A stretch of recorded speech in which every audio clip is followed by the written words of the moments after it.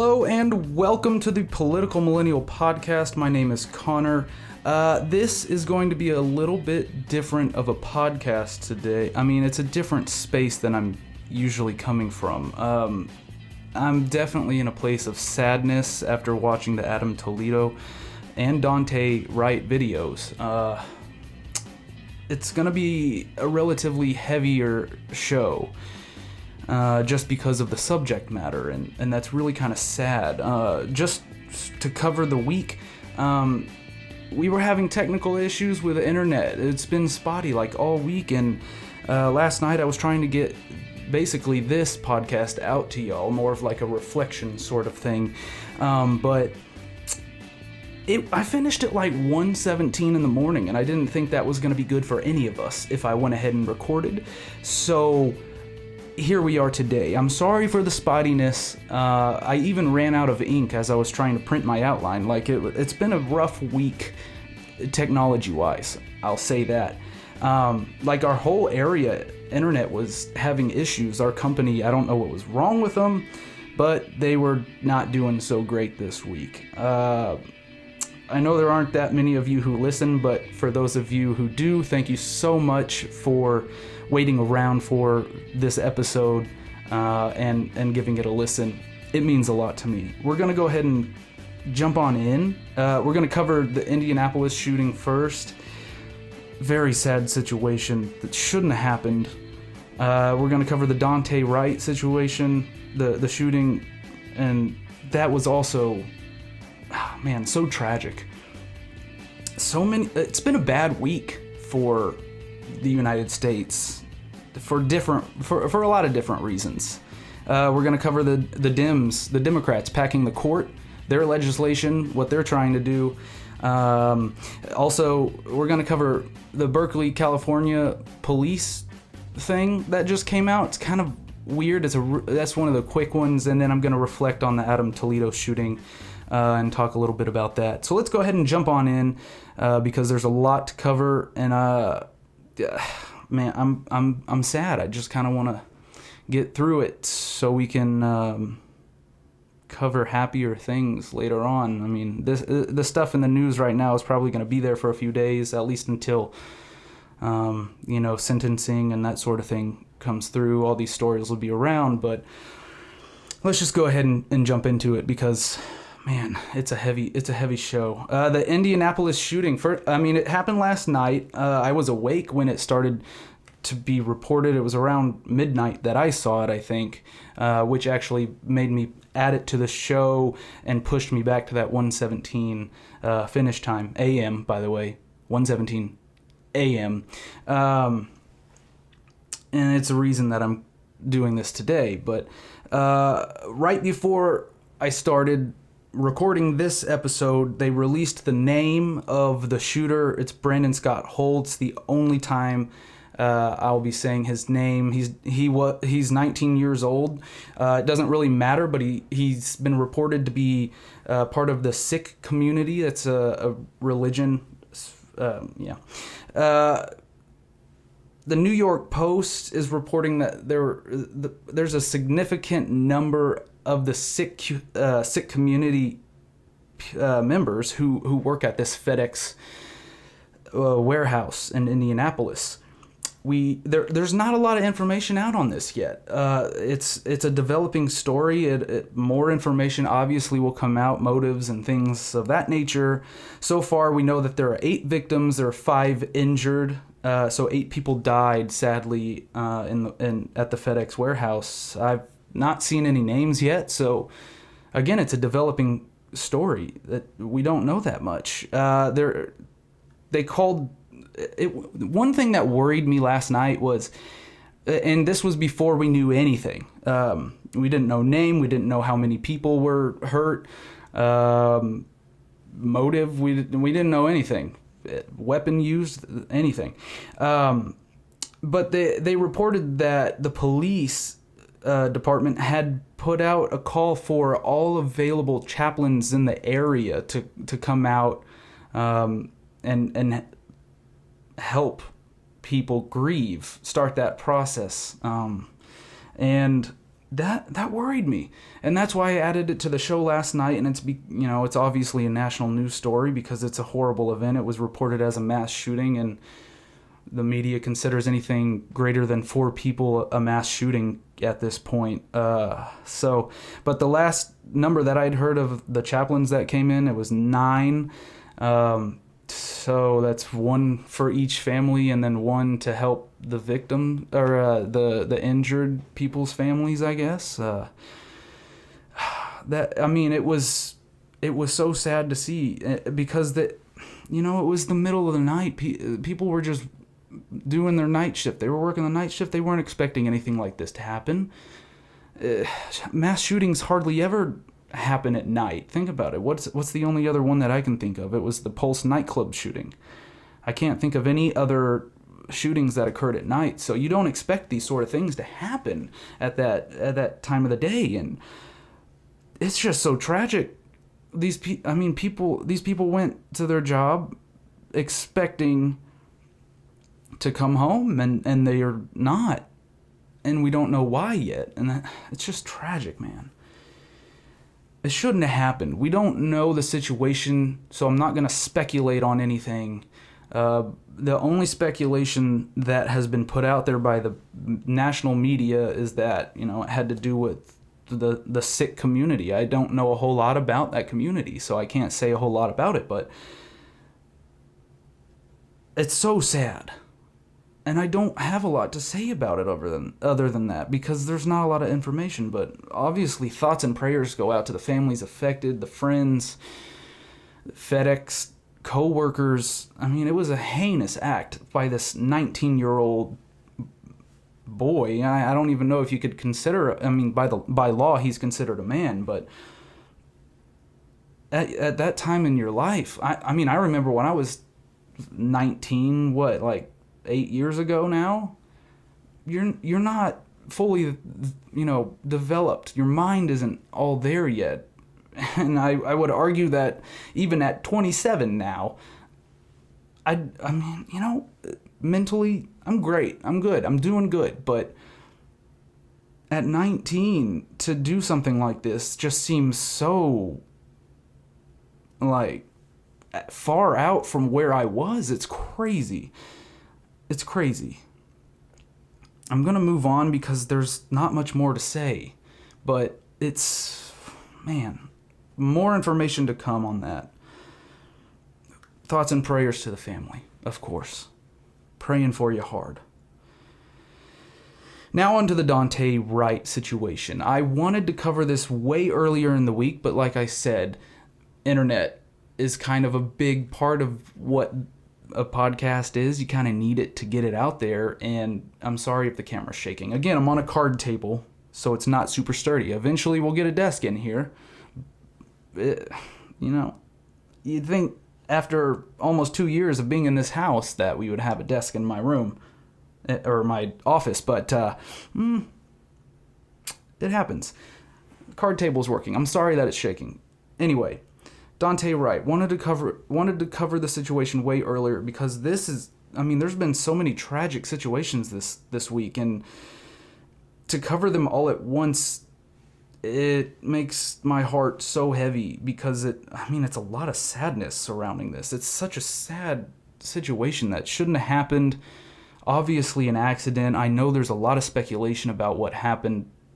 The left they're coming out of the woodwork to try to twist this story and spin it to their narrative of white supremacy and white dominance and targeting and all kinds of stuff. And the dude was pulled over for expired tags. It happens. He probably wouldn't have even got a ticket if he didn't have a warrant out for his arrest. I'm going to give a brief outline of the events now. I'm sure we've all heard of what happened. We know what happened because it's all on camera, but Officer Kim Potter was, addressing the situation. They were trying to arrest Daunte Wright. She accidentally shot Wright while he was avoiding arrest. He was struggling with the police. It doesn't mean at all he should have been shot with a firearm. point blank. There's no reason. He shouldn't have been shot. Bottom line. Shouldn't have been shot. But she made an accident. We're all human.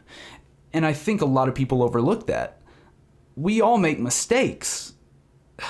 He had expired tags. They ran his license plate. They saw he had a warrant out for his arrest related to a 2019 charge for aggravated robbery. You might have heard more about that. They were staying overnight at these two women's apartment. And the next morning, they asked these two, Daunte Wright was with another guy. I don't know his name. I don't even know if that's been reported because it doesn't really pertain to the situation.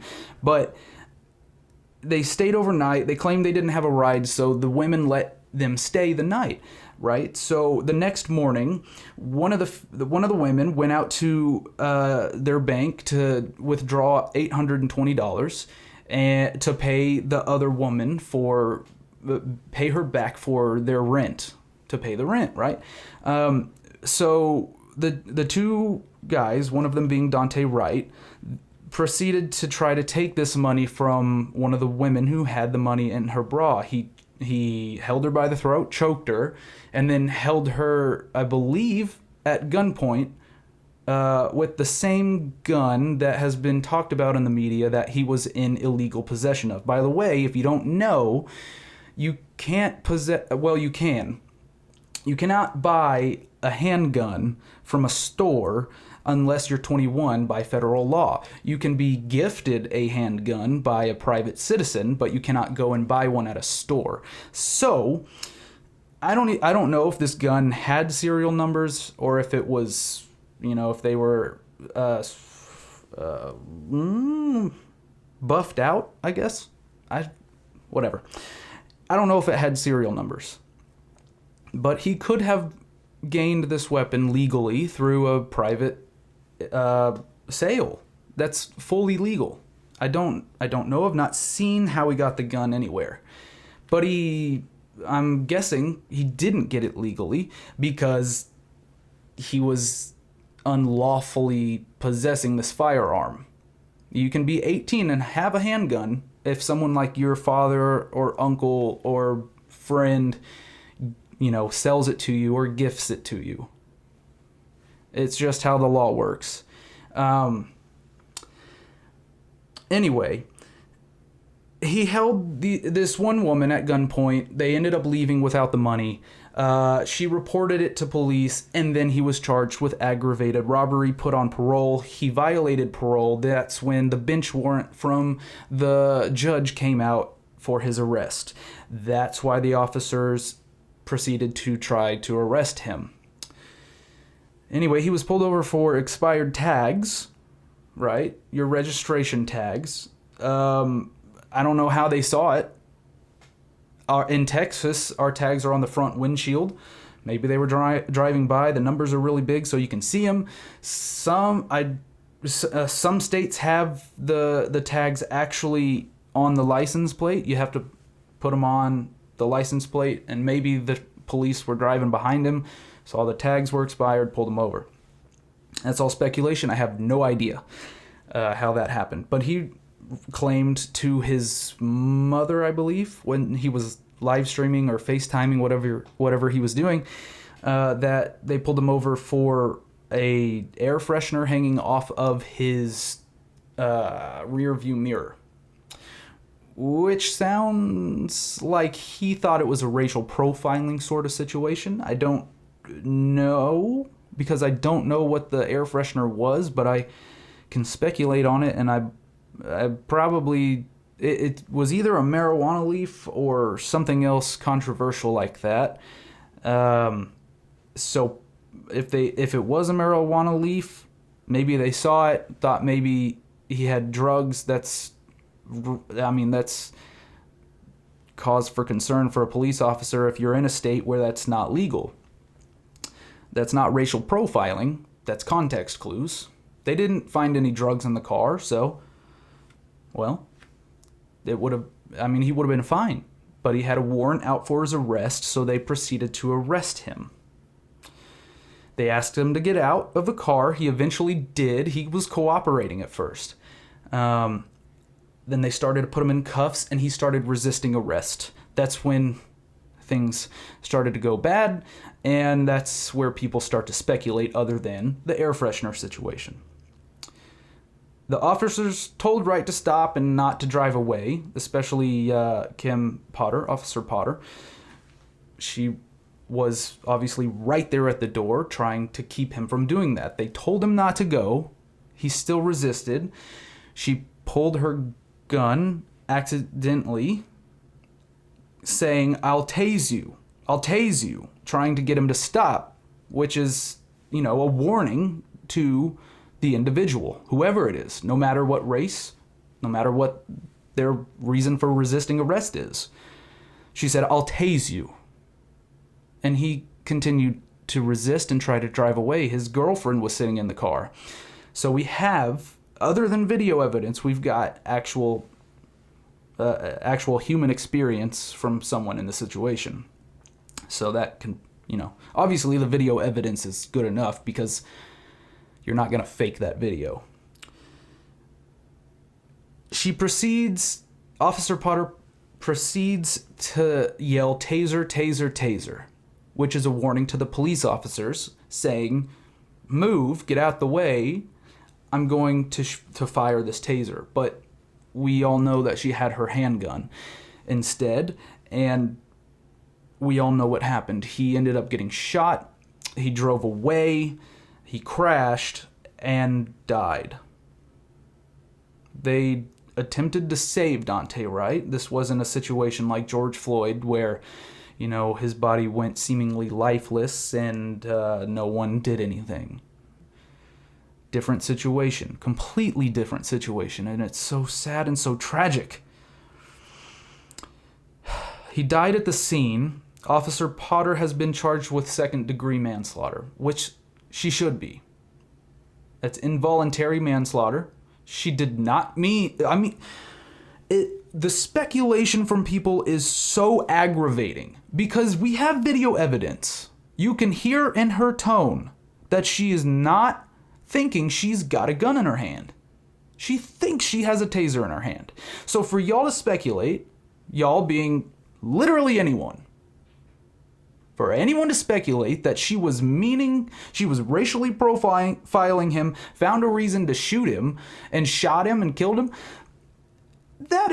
it's dumbfoundingly stupid for y'all to say that. For the left to throw that narrative out there and literally emotionally injure the family of Daunte Wright and his friends is dumbfoundingly stupid. I can't comprehend why people would start to do this. It only makes the situation worse. No one wants that, except I'm pretty sure the Democrats do want that. The left wants this sort of situation, which is why the mass media throws these accidental shootings out into the public and then spins them to make them seem like they were purposeful, like the person meant to kill this person. There is video evidence. This is crazy. There's video evidence that shows, and you can hear it, that she thinks she's got the taser in her hand. Taser, taser, taser. You're not going to say that if you're meaning to shoot someone. You can hear in the tone that she's not acting that.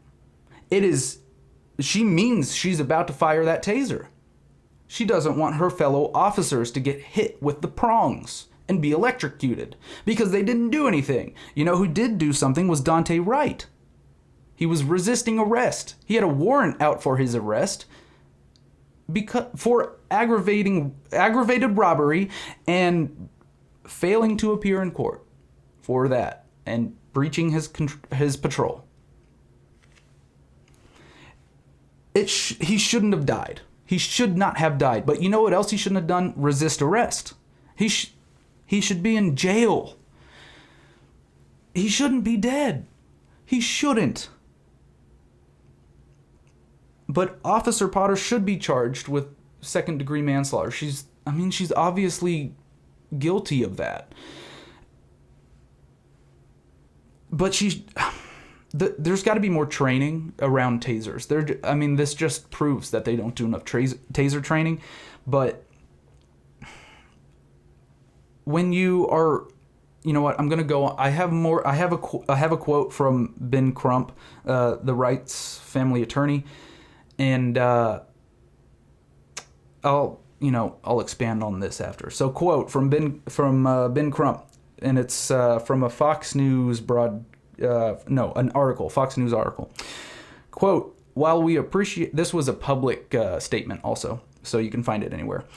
Quote, while we appreciate that the district attorney is pursuing justice for Daunte, no conviction can give the Wright family their loved one back. This was no accident. This was an intentional, deliberate, and unlawful use of force. Driving while black continues to result in a death sentence, Crump said Wednesday in a joint statement with co-counsel Jeff Storms and Antonio Romanucci. Quote, a 26-year veteran of the force knows the difference between a taser and a firearm. Kim Potter executed Daunte for what amounts to no more than a minor traffic infraction and a misdemeanor warrant, the statement continued. Daunte's life, like George Floyd's life, like Eric Gardner's, like Breonna Taylor's, like David Smith's, meant something. But Kim Potter saw him as expendable. It's past time for meaningful change in our country. We will keep fighting for justice for Daunte, for his family, and for marginalized people of color. We will not stop until there is meaningful policing and justice reform, and until we reach our goal of true equality. You know what, Mr. Crump? We do need full equality. We do. But that goes for everyone. It goes for everyone. Not just certain people. We need unity. We need peace. We need peace in the streets. That is how America thrives, when we get along. And clearly, there's quite a bit of not getting along right now. We've got to have better training on tasers. We've got to have understanding on both sides. These are all things that we need. It should have never happened. It was clearly an accident, but the trial has to play out. Y'all, we can't convict people in the court of public opinion like this. This is not how justice is served. No matter what side you're on, you have to realize that burning down buildings and your entire city, it doesn't fix anything. It only hurts you in the process. You're hurting yourself through burning these businesses. The small businesses will go out of business. Big business will obviously rebuild.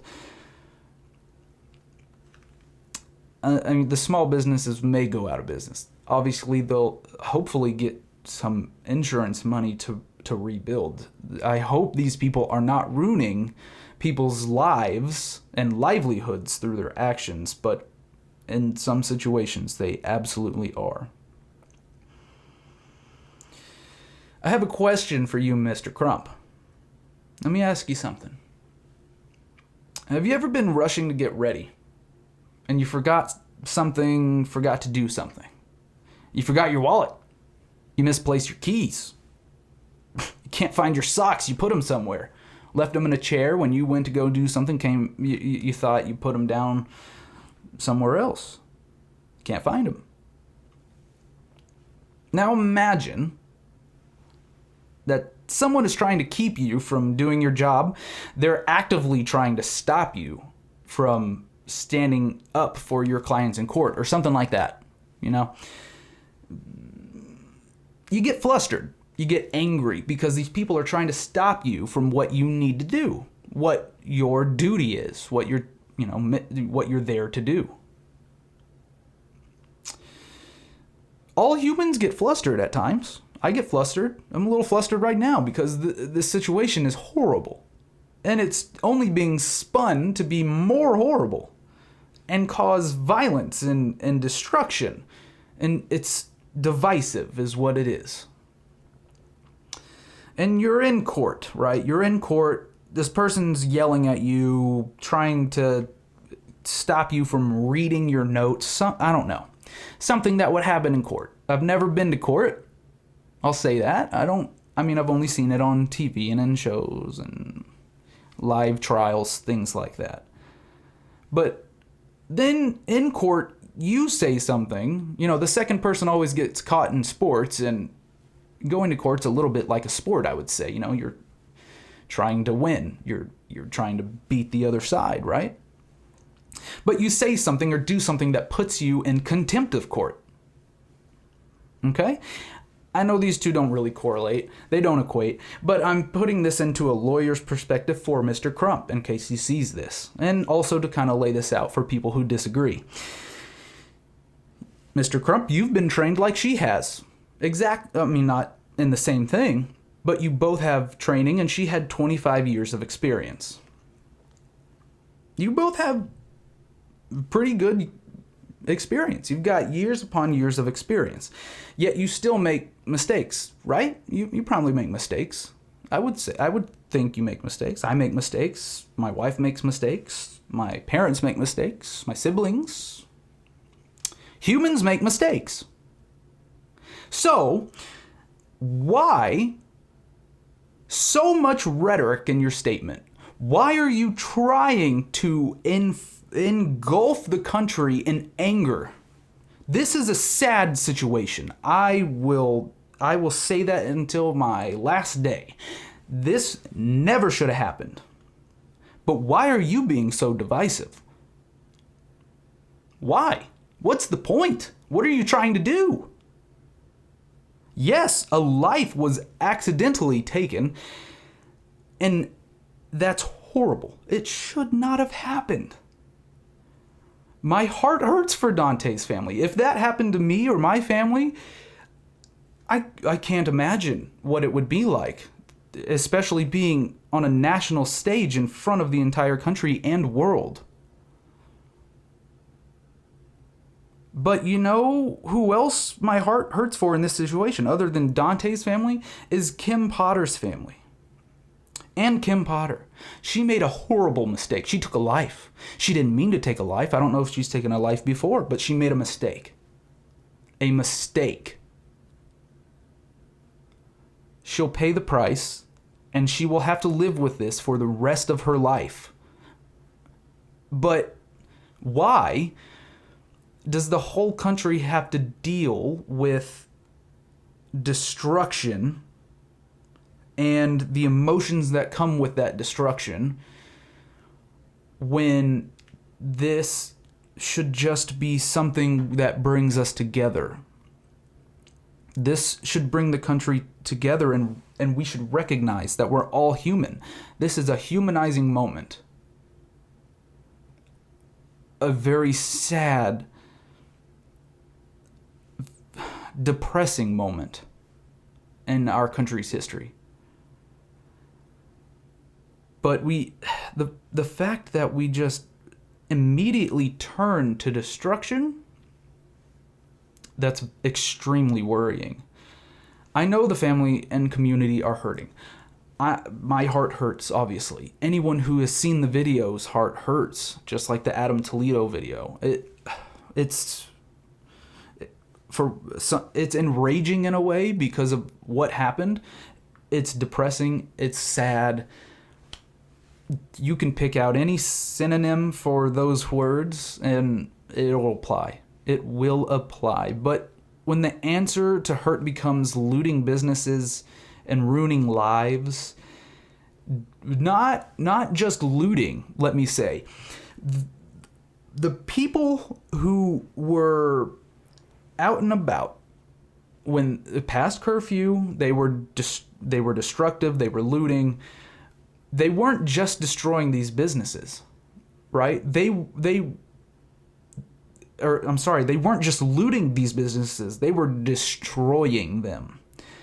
The Dollar Tree, I literally watched a person take a shopping cart and throw it into the cash register and then do it again and walk away. I watched people just push everything off the shelves, push shelves over. There weren't people in that Dollar Tree taking things. I didn't see a single person with something in their hands other than that shopping cart that was then thrown. It's not looting. It's only destruction. There may be people taking things, obviously. On the mass scale, the destruction outweighs the looting. The latest number of businesses affected that I've heard is 140, and that was like 2 days ago. So, I don't know. They weren't really reporting on Brooklyn Center last night. I guess it was a little bit calmer or something, which is great. And that's how it should have been from the beginning. But this destruction is unneeded. It goes against every grain in our American being. Why destroy when we could use the situation as a unity moment? I thought the Democrats wanted the unity, but instead we see people like Ben Crump, who is obviously on the left, we know that, go out and make statements like the one I just read. Divisive. Horribly divisive. It turns people on other people. These police officers aren't robots. They're people. They have families. I have a police officer in my family. And you know what? If this happened to her, I would be so mad.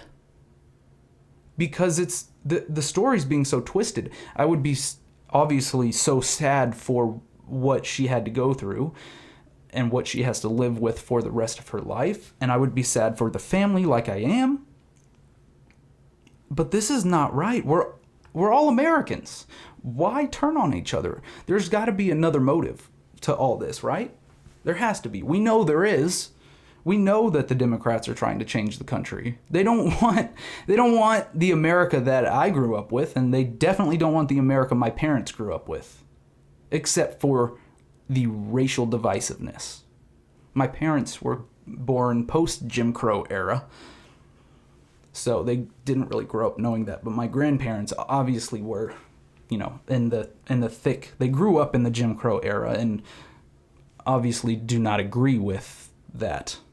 Those policies were not good because we all are Americans. We all have at least one thing in common through that.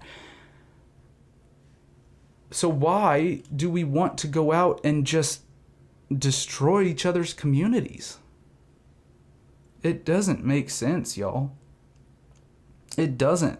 Daunte Wright, American. George Floyd, American. Eric Garner, American. Jacob Blake, American. But they all have, Daunte Wright, George Floyd, Jacob Blake, and sadly Adam Toledo all had one thing in common. They were resisting arrest. I've never resisted arrest. I've never been in a situation where I needed to because I don't commit actions that would put me in that place. I don't. They weren't innocent for that reason, but obviously, disregarding Jacob Blake in my statement, they didn't deserve to die for what they've done. Resisting arrest is not cause for being killed. It's not. But the politicalization of these of these deaths, these shootings, are not okay. They're not, because they are divisive, horribly divisive. They drive us farther apart. This is what the media wants. Guys, I'm so sad. I'm sad for these situations. I really am so sad. It was weighing on my heart all day yesterday.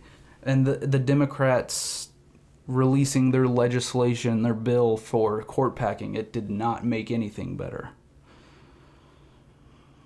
The division makes news. It makes the news.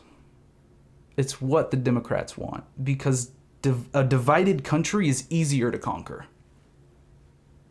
It's easier to conquer. That's why they want it. And you know who's helping is the media. The media is obvious. The fourth estate is what they call it. Obviously on the liberal side. We know this. We do. It's sad. Luckily, we're starting to have more and more right-leaning organizations pop up, because when the pendulum swings one way, it's destined to come back the other. And the Democrats are swinging this pendulum real far. And I pray that it doesn't go real far in the other direction, because I don't agree with some of those far right policies, obviously. Most people don't. Most people are in the center. And those centrist voices are obviously being silenced. Obviously. This is why President Trump was saying that the media is the enemy of the people. When he said that, most of the time he said that, I did not agree. But post-Trump, obviously it's so clear that the media doesn't want us to know the whole situation. They don't want us to think things were accidents. They want us to think everything was on purpose. They're the enemy of the people. Those who misreport, I'll say. Not every organization out there is bad.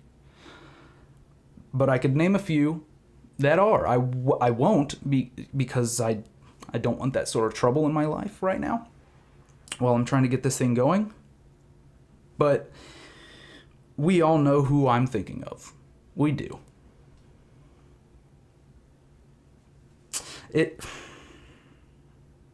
Those who misreport should be punished. I understand. At least label this commentary like I do. I'm very upfront about my opinions in this. I obviously give you some facts. I give you some speculation a little bit, but this is I'm commenting on the news. I'm not presenting the news, and that's what most news is commenting. It's opinion-based commentary. But they don't label it that. They label themselves news. And this goes for right-sided, right of the aisle organizations too. It goes for everybody. They should label when they're commenting versus when presenting fact. And obviously a lot of people do know the difference. But it's those who don't know the difference and accept everything as fact who are being misled by and far. Way more than those who recognize what's going on. Recognize who is trying to push them in the wrong direction. They recognize these things because they're awake. They know what's going on. I'm sorry for the dinging from the ring. I don't know what's actually ringing, but something is. I gotta close this subject out, but I pray. I have prayed multiple times for the people involved with the Wright family situation, with the Daunte Wright situation, because it's tragic. It shouldn't have happened. It was such an accident, and a horrible accident at that. But guys, the rioting, it has to stop. It's got to stop. And I know they didn't. Well, at least the news that I was watching did not present any feed from Brooklyn Center last night, so I take that as a good thing. But again, we cannot hold we can't hold trial by public opinion, because it only leads to negative actions in the end. I fear that this is impossible at this point because we've gone way too far. Until the pendulum swings back the other way, we've gone way too far with this, and something's got to be done. I don't know what yet, but if I think of it, obviously I'll present that idea. It's going to take a drastic change in community behaviors when these things happen. And due to the current political environment, the media is stoking the fire. It's just not going to stop. We're going to keep having these situations happen. Not the police shootings. Obviously, those are going to happen because people make mistakes on both sides. Police make mistakes, and people who are involved with the police make mistakes. But it's got to stop. On a lighter note, we're going to move forward. The Dems announced court packing legislation. This isn't really a long topic, but I'll tell you what it is. It's a horrible idea to expand the Supreme Court. We all know what you're doing. We all know. Even the Democrats know. There are Democrat justices. Breyer is against this. Ginsburg was against this. All the justices are against this. They might not come out and say it, but you know that they are. Because, for one, why would they want to diminish their power? With more justices, power diminishes, obviously. But we all know that it's political. It's obviously political. So several Democrats on Thursday morning presented this court packing bill. It's one of those gotta pass it to know what's in it sort of situations. It's pretty simple though. They want to add 4 justices to the Supreme Court, even without bipartisanship. They want to take away the filibuster so that they can pass literally anything with pushback, but it won't matter. Obviously, there will be people speaking out against what they do if they remove the filibuster and still pass things. But they don't care. They don't care. In their press conference, the Democrats were saying things like, this is from Jerry Nadler, we're not packing the Supreme Court, we're unpacking it. Okay. Sure. Mondaire Jones, he said the far right will hold minority control for generations if we don't stop them. The right will hold minority control for generations if we don't stop them. Does that not tell you everything about this? It literally tells you everything without this. Mondaire Jones also said that the far right, which just means any Republican, is at war with our democracy. No, Antifa is, BLM is, BLM is, as I'm sure you know, led by a capitalist Marxist? Apparently, because, she's buying all these $1 million properties. Bought one like last week. Claims that her money is her family's money and obviously not the community's money, which means she's not really a communist. She's fooling all of you. She's in this for money and power. Obviously, she wants the power. Give me a break. Give me a break with all this. Antifa's fighting against our democracy. Anti-fascist, which obviously they are fascists, but clearly going against our democracy. Absolutely. There's no other explanation for what they do. Hank Johnson said, today begins a new era for the Supreme Court in America. Tells you what you need to know there. They're going to change it. It's a new era. We're going back to when there were 1,000 justices. Ed Markey, He said, "We're here today because the United States Supreme Court is broken. It is out of balance. It needs to be fixed." Now, if I remember correctly from that one time I read the U.S. Constitution in like 8th grade, nowhere in the Constitution does it say that the Supreme Court needs to be balanced based on partisanship because they're supposed to be unbiased judges of the law, just like every judge. So the fact that you think it's unbalanced means that you are trying to balance it and add partisan judges, people who take stand, basically activists. You want to add activists like AOC and the Squad, people like them who have law degrees, I hope. I don't know. The Democrats will do anything nowadays, so maybe they will add AOC. That would be stupid. Yeah, stupid's the word.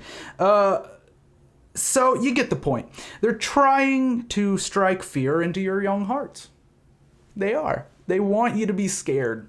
The millennials and Gen Z kids, such as myself, the liberals, they want you to be scared. They want you to go out into the streets and say the far right is, fighting against our democracy. That's what they want you to think, and they say those things to influence the young people, so they go on Twitter and cause mass chaos, making people go out and protest, and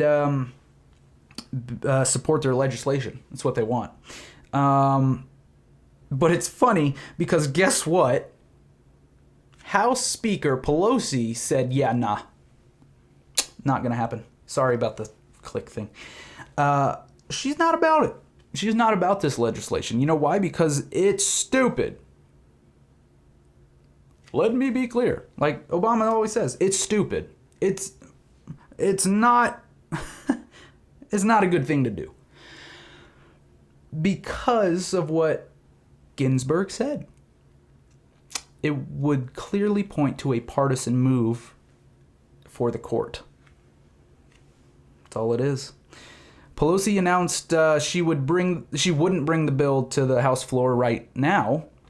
And she said that right before they announced the bill. So it kind of killed it, A lot of Republicans are saying they're not too worried about this because Pelosi said she wouldn't bring it to the floor. But I think it's probably just a game. She'll bring it at one point once she gets the political environment that she wants. They want to run their polls, I think, is what it is. They want to know exactly what people are thinking. Even though they don't really care, they'll run the poll, then pick the stats they want presented to the public, and then use that as a basis to actually do what they want. We all know that. We know that. But good for Pelosi, for now. She actually stood up to people instead of bowing down to them, like she does often, like with the Squad. She's not as bad about that as she was with the Squad and bowing down, letting them do what they want. But that's because the Squad came out and it's basically against the Democratic Party at this point. They really should just declare themselves their own thing, but they won't because they want the Democrat vote in their their constituency. They're not gonna become a socialist party or something like that. Not for maybe like 10 years. Once they are clearly past the point of being a Democrat, they'll move into the new role, I guess. But if you think what's happening with the Supreme Court is okay and justified, then you need to take a really hard look at your ethics, because this is straight up cheating. It's straight up cheating. You wanted evidence of the Democrats cheating on things. This is it. For 150 some odd years, we've had 9 justices. The only reason it changed from before was because of the Civil War and Reconstruction. It went down to like 7 justices for a brief amount of time, came back to 9. And the reason for that, according to whoever I was watching, I don't remember. They said that they didn't want the president at the time to select new justices. I don't know why they didn't expand on that, but they wanted to keep things stable, I guess. Maybe 2 justices had died. They said, we'll leave it at 7 for now. Let things calm down, rebuild, and then we'll move it back to 9, appoint new justices, so we have, a stable country, because it wasn't exactly stable at that time. So you've seen them cheating. This is the Democrats attempting to cheat, because supposedly the Supreme Court is in the hands of the Republicans, like it leans Republican, which is not necessarily true, because we've seen Kavanaugh, we've seen Roberts, basically those 2. They've come out a couple times. I don't remember the cases, but they came out and they voted against Republican ideals. So the narrative that the court leans Republican is not necessarily true. Yes, it's a little bit more conservative than it was like in Obama's day and time, but this is just an attempt to cheat. Don't let anyone in the media tell you anything different. They're trying to cheat. And it's so blatantly obvious. They don't care what you think.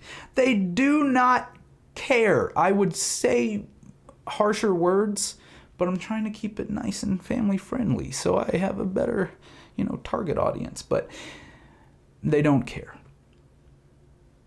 They're going to do what they want. Whatever they want. It doesn't matter. They're trying to get rid of the filibuster so they can literally do anything.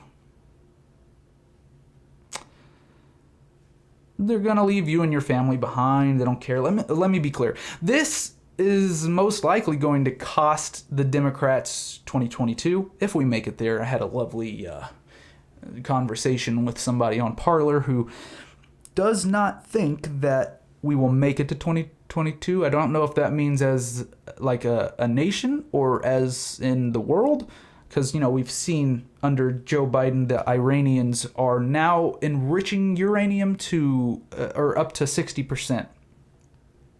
Yeah, that's a problem.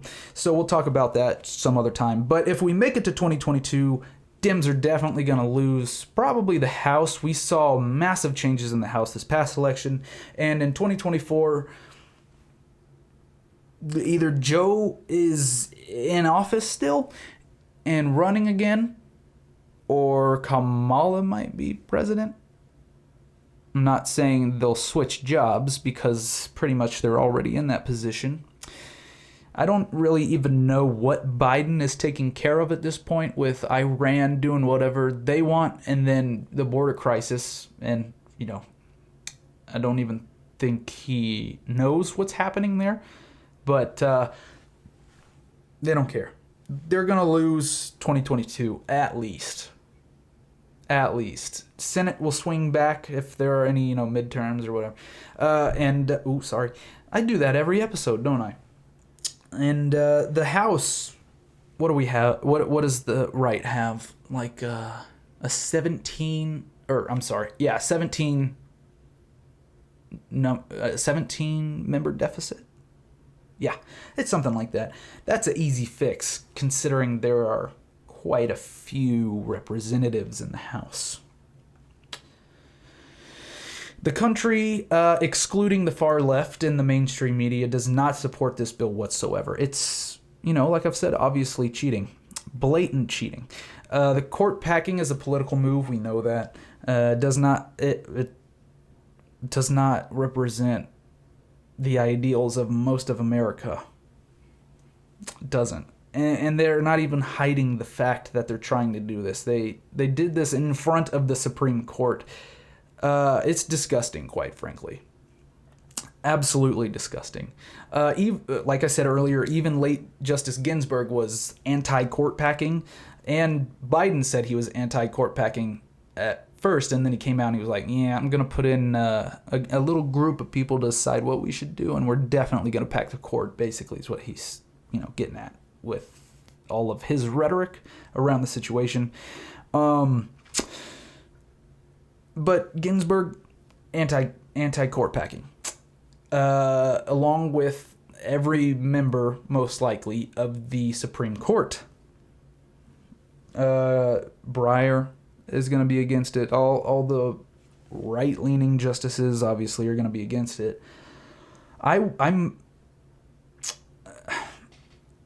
It's speculation, but I think Chief Justice Roberts, might even come out with a statement regarding the legislation, at least if it moves past the House or wherever it technically started. I guess it was the House, yeah.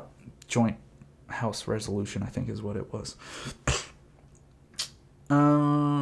Where'd I go? But what's weird is that Justice Breyer is also being pressured to retire from the court early. Why him? I guess because he's the oldest Democrat. So really, they're not trying to add 4, they're trying to add 5. Which, that's quite a few. That's obviously more than half of the current court, which is startling, I guess you could say. It's brash. Like, they don't care. They really don't care what you think. They don't care. They'll do whatever they want. But I would call on Justice Breyer to not retire. Obviously, the Constitution gives you the appointment for life, and you should fulfill that. It's your duty to the Constitution. Don't listen to the liberals. They only have their own interests in mind, sir. And that is for sure. But this whole situation is disgusting. It's anti-American. It's poor sportsmanship, because this is a game in a way. And one of those moves happening when it's one of those moves that happens when the refs aren't looking. That's what it is. And you get away with it because they didn't see it.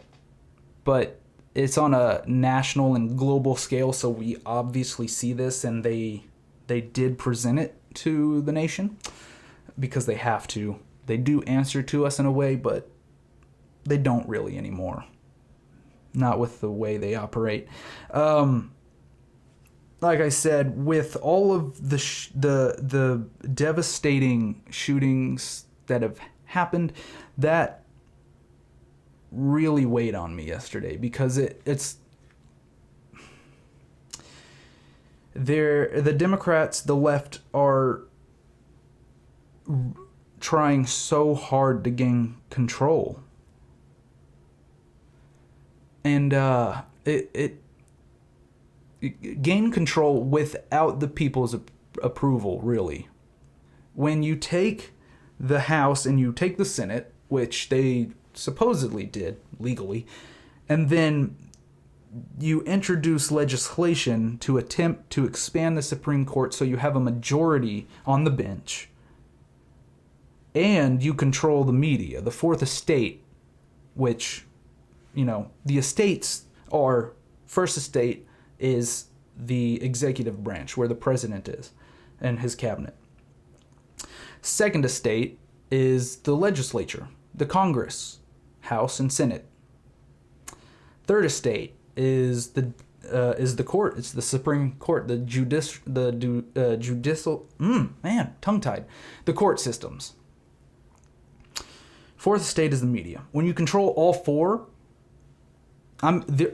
with all those controls, they're essentially, with this legislation, attempting a coup of the country. They're attempting to forcibly change the United States that we love, even without minority support. Like the minority, I called it a super minority because it's so small. Such a small portion of the country supports this. And they're trying to fundamentally change everything. They don't want the United States to exist as it is right now or 5 years ago or 10 years ago or 50 years ago. They want a socialist type nation. They want a socialist nation because it benefits them to do so.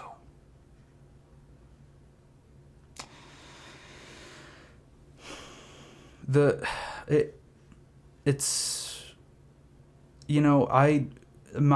and my wife, we eventually want to have children, obviously, and I know that you shouldn't worry about it, but with everything that's happening and how media aware I've become because of my trying to start this podcast, I'm scared to have children.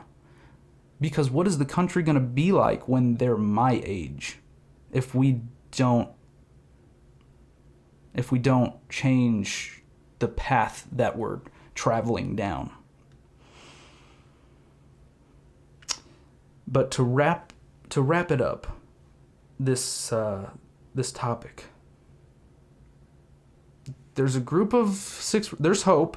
I wanted to end it with hope because there's a group of 6 Republicans who've introduced, sometime yesterday, they introduced an amendment to the Constitution to set the max number of justices at 9, which I would think most of the Congress would support, except that the left is probably going to be threatened in a way to not support it, so it probably won't pass. But there is hope. Keep hope alive. It's probably a good idea, so that both parties don't try to do this again. Obviously, I keep saying obviously a lot, but it's because, to me, these things are obvious. You would think this is just common sense. We've had 9 justices for 150 years, somewhere around there. Why change it? I know that they presented their reason as being that 2 justices have 3 of the circuit courts, and then the others just have 1, or something like that. But that doesn't justify adding so many justices at once. Like, it doesn't. I'm pretty sure there are 13 circuit courts, right? So that would be 1 each. But it's working fine right now. That's not a real reason, because everything is operating fine. That's not a real reason to change anything. So it makes it blatantly apparent that you are attempting to take control of the courts. It's just disgusting. But remember, there's hope. There's hope for that amendment. I don't know if it'll work, but I pray to God it does. So I'm going to do a little quick thing. Sorry to turn away from the mic. Had an itch. A little quick story that I heard right before I came up to record. And it's something just for y'all to check out. I don't really have a lot of information on it. But according to Fox News, Berkley, California is moving to remove police officers from traffic stops. You know, that time you got pulled over when you were 17 because you were going 90 in a 75 or whatever? Yeah, you can go 90 now in Berkley, which I don't think California has that sort of speed limit. 75, that is. But, yeah, you can go as fast as you want if there's no police patrolling, right? I'm sure we've all sped at least once in our life, even if we didn't mean to. If you don't mean to speed, you can still get pulled over, right? But Berkley must not have a big problem with speeding or drunk drivers or drivers while texting, people not wearing their seat belts, illegal turns,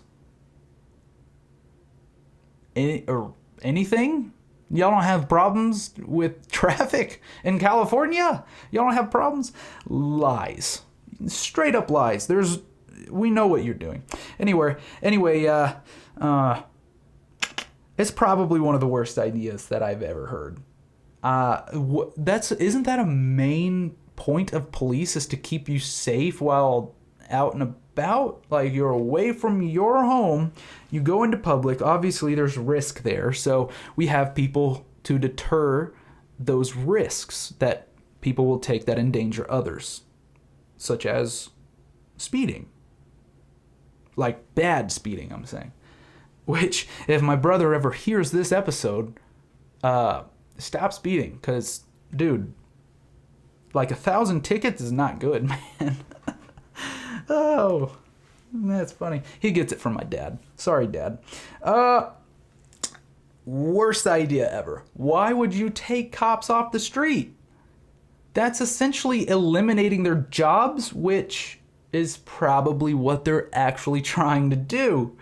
Not only will people not follow laws, but the trafficking of illegal substances, which, in California, marijuana is legal, so that only leaves hard drugs, which I can't remember if they're decriminalized in California. They should be, but it's gonna skyrocket. It really kind of leaves it open to cartels if this starts to catch on, which it shouldn't, because wow, that's a horrible idea.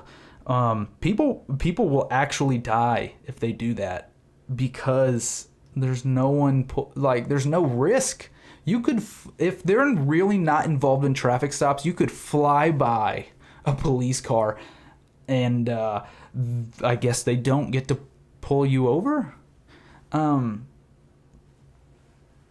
People will die running red lights, drunk drivers. Nope, not a good idea. Stop it, Berkley. There was a time in my life, if you don't know me, then I'll tell you I'm musically inclined in a way. And for a brief time in my life, I seriously considered applying and going to Berkley College of Music, where John Mayer and a lot of other artists out there went who aren't necessarily like big time. John Mayer is definitely their most famous guy, but there was a time when I considered it, and if I actually lived in Berkeley and this was being talked about, wow, I would be scared. Again, it's a developing story. It had just come out, so go and check it out if you're interested, because it seems like a horrible, horrible idea. Man, would my dad and brother take advantage of no police on the streets for speeding? I love you guys. I'm sorry. I'm sorry to end on a darker note, but we have to talk about the Adam Toledo shooting. It's sad.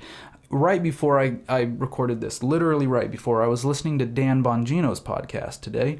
I was watching it actually on Rumble. Go follow, subscribe on YouTube, Rumble. Eventually all the podcasts will be up on there. And follow Dan Bongino too. He's a great guy. I don't know him, obviously. Not yet. But I think he's a great podcaster. He's got some great knowledge just because of his life experiences. But Dan Bongino's the only one who I've actually seen play the full video, which includes Adam Toledo being shot. You can actually see it if you go and check out Bongino's podcast.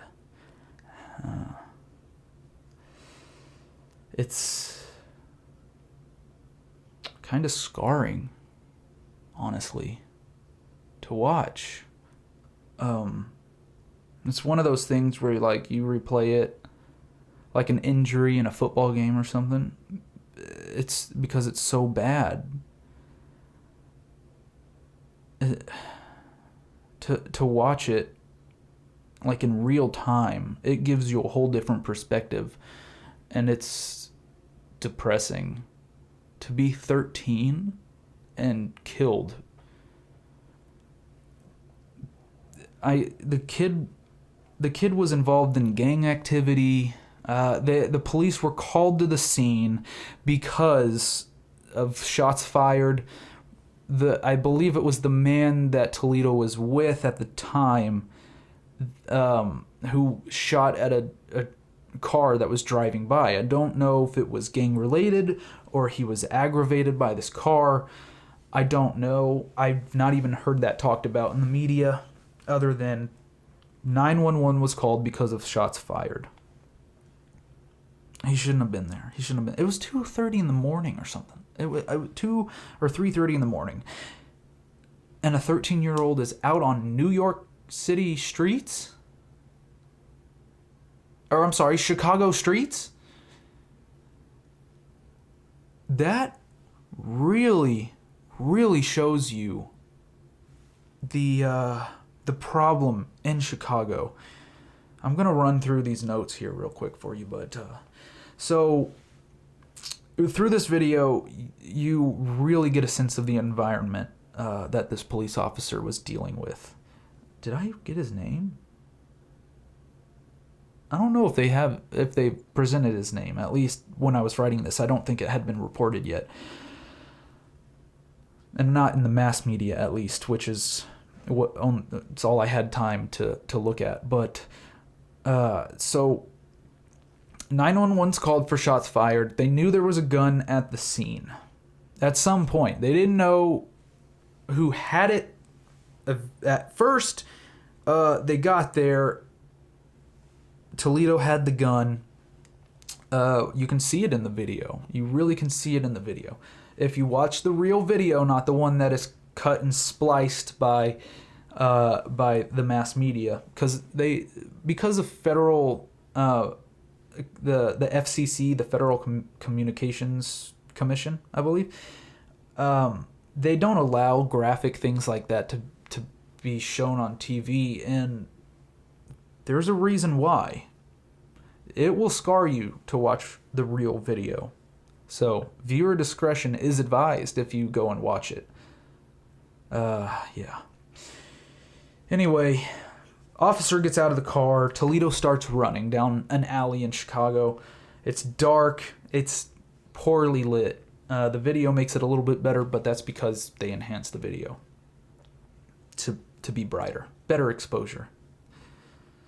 So they're running down the alley. Toledo gets to the stopping point where there's a break in the fence line.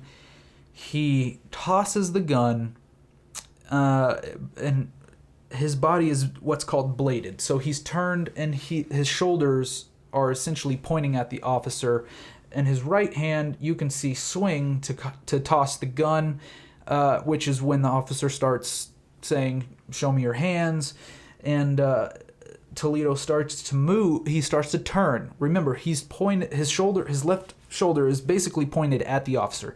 So he starts to turn, and he's starting to raise his hands to put them up, to surrender, say, nothing in my hands, not going to do anything. But because the officer saw him toss the gun, it looks to him like it's still in his hand. You can't, in the video, it's so fast. He had less than a second to make this decision. While he turns to toss the gun, and he's also turning to surrender in a dark, poorly lit alleyway. This looks like you're essentially drawing a gun to point it at the officer. This is all that the officer could see, was this turning motion. And the officer, I know there's a still shot. There's a still shot of him with his hands up. In real life, you don't get still shots. You don't get them. Anyway, he was turning to surrender, and the officer sees him turning with the gun in basically one frame. And this motion if you've ever handled a gun, had it in a holster, you know that when you pull the gun, there's arm movement. He can see the gun in his hand, right? He sees the gun in his hand. He turns, and the officer makes the decision to shoot because he can't see it. The gun went behind Toledo's body. It was just a tragic circumstance.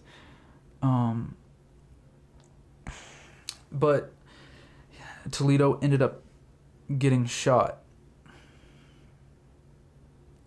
A lot of people will ask or say he should have used his taser. But look, in the video you can clearly see, and the officer would have had a better line of sight, a better visual on Toledo, because the body cam is shaking. There's a lot of noise being like disruption in the video because it is shaking. In real life, with 20/20 vision, it's perfectly clear, right? So you would be able to see the gun, and when it goes behind his back and he's raising his hands, it looks like he's about to shoot. Police are taught to use equivalent force. When you see a gun and you see an arm and hand motion in a dark alleyway, you cannot tell well enough in that split second that he doesn't have the gun. So the officer, per training, per human nature, had no choice but to equate the force and pull his gun and tragically fire it once, hitting Toledo in the chest, and Toledo, he passed away at the scene. I hate that he died. It's something that you won't forget if you see it. But the officer didn't know that Toledo was surrendering. Y'all have to realize this. Like, if you put yourself in this situation, you're running, you're out of breath, you are on super high alert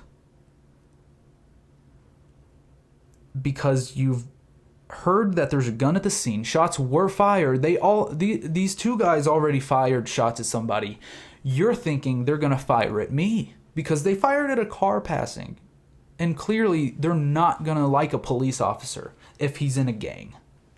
Which he was. He was participating in gang-related activities.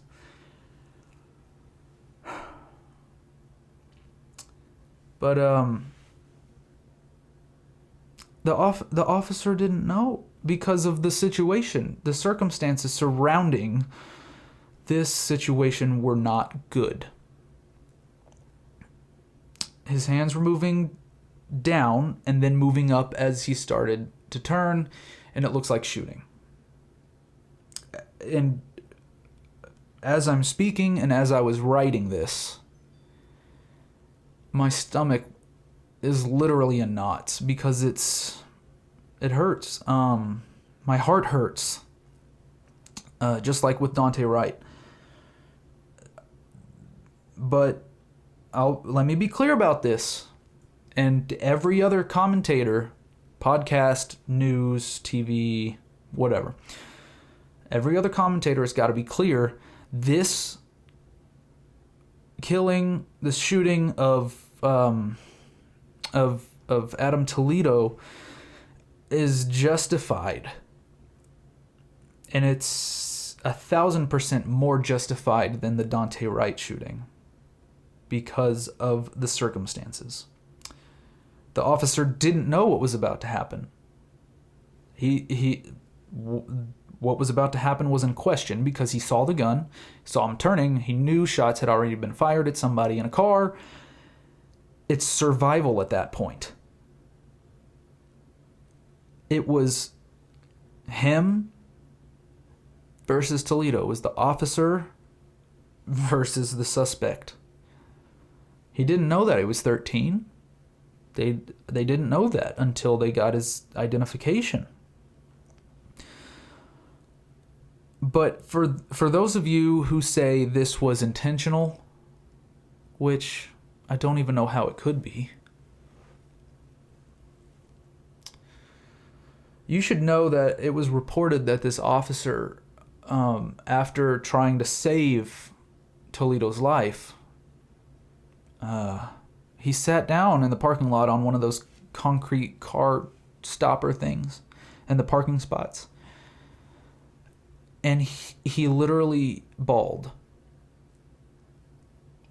He took a life of a 13-year-old.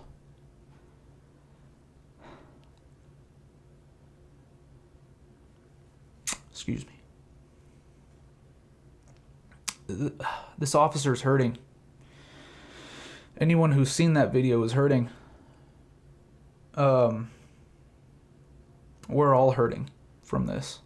It's a horrible situation, but the kid was 13, man.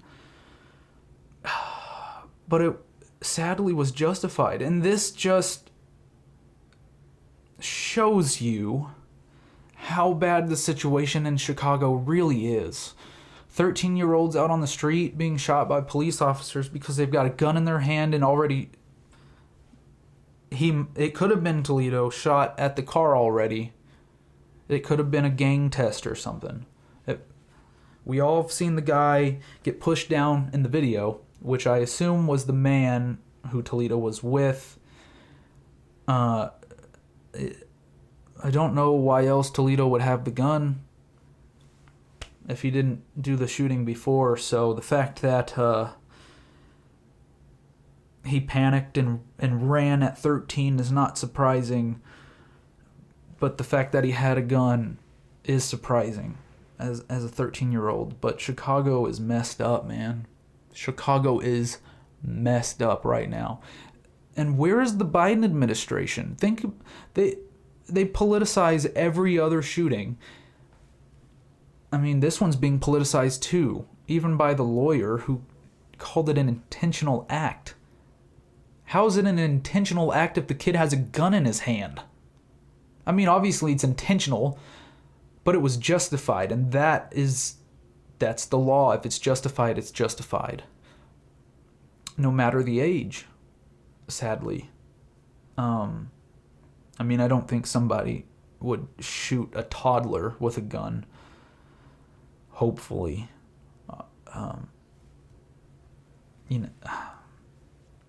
It's just such a difficult situation, guys.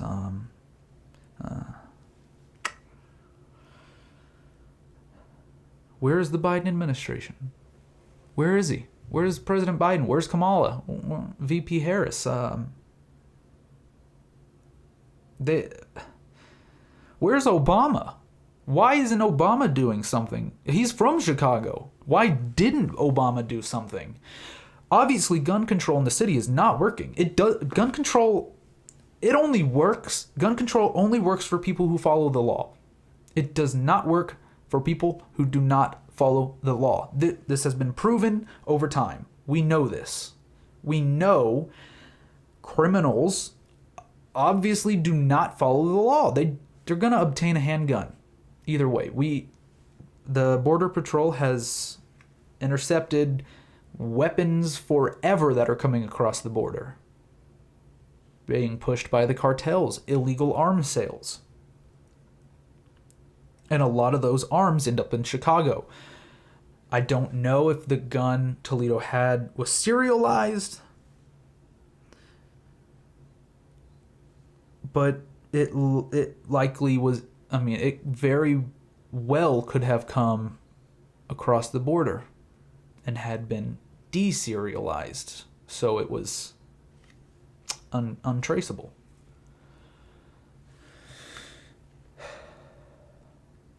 The Biden administration has got to do something for Chicago, because the mayor's not doing anything.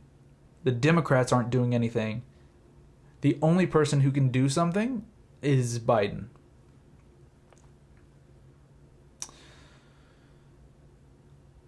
It's got to stop, man. You got to do something about the Chicago situation. It's worse than when Capone was and the heat of organized crime was going on. It's worse. These stories will be told in 100 years from now, if we make it there. They'll be told in classrooms, like the gangsters of old, Capone.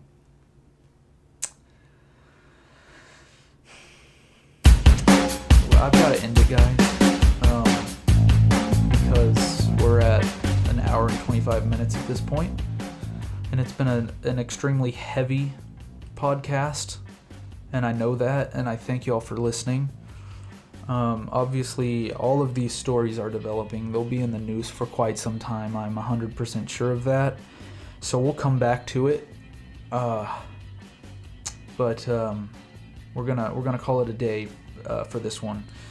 So thank you all so much for listening and watching. I'm sorry again for the heaviness of this episode. There's a lot of tragic things going on.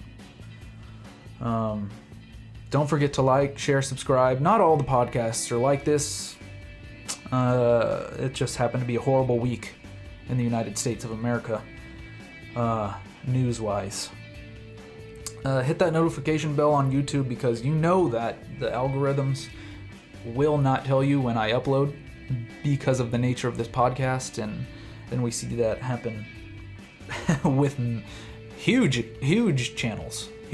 So don't forget to hit that notification bell and subscribe, because I will be getting these videos up there eventually. Help me get the word out, because I care about this, I care about you, and I care about our nation.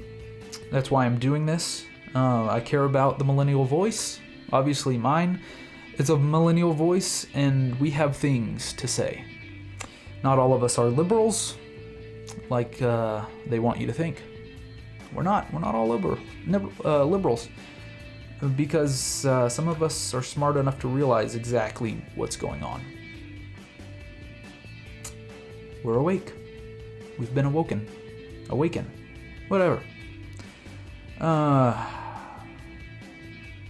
But help me get the word out, because it's, again, not all podcasts are like this. Most of them are very energetic. I try to be energetic for y'all, because no one wants to listen to a boring podcast, and there are some out there and they don't do anything. So I am trying to get better and better and better for y'all. Just help me get the word out, because word of mouth is 100% better than actual advertising. So they'll trust your word more than they trust mine about the podcast. And I appreciate every single word that you do spread about this podcast and the Political Millennial. Follow me on Twitter and Parler at Connor Womble with an ER. You can find me, I retweet from both accounts, on both accounts, because I'm trying to build the podcast account. Follow the podcast account, this one, the Political Millennial, on Twitter and Insta at poly_millennial with one N, because apparently poly_millennial with two N's was taken. Actually, no, it wasn't taken. It was just too long, if I remember. That's what I remember. That's it, guys. I appreciate it. I hope you have a great weekend. I really am sorry for the heavy show. Again, viewer discretion advised if you go and watch that video, because it is something. Y'all have a great weekend. God bless, and I will see you on Monday.